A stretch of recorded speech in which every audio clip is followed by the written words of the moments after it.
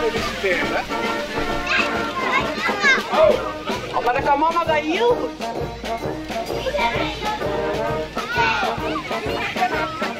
Applausje voor wat?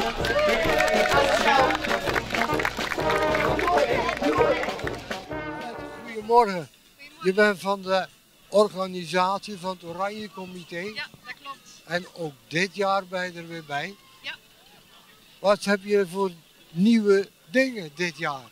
Nou, allereerst hebben we een enorme stormbaan van 50 meter. De volledige lengte van de markt hebben we dit jaar. Ja. We hebben nieuwe spelletjes ook, zodat de kinderen elk jaar weer iets nieuws hebben. Maar toch ook nog de traditionele spelletjes zoals koekhappen.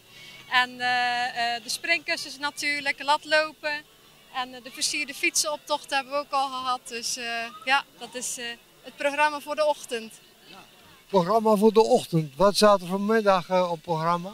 Vanaf 2 uur gaan we het stormbaanparcours doen. Dus dan is het eigenlijk een soort zeskamp zoals vroeger. En dan krijgen de teams eigenlijk met 4 personen de kans om dus over die stormbaan te gaan. Maar ook om een oberspel te doen, dus balanceren met water. We hebben een soort autobandenparcours ook nog. Dus ja, genoeg om te zien wie daar de winnaar van wordt vanmiddag. We hebben allerlei categorieën ook. En verschillende prijzen, allemaal netjes gesponsord door de ondernemers van IJsdijk ook. Dus daar zijn we enorm blij mee.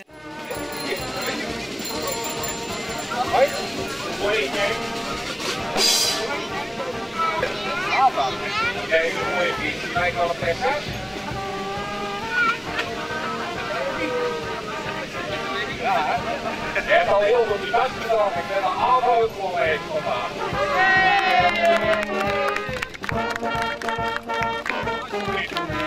Gefeliciteerd.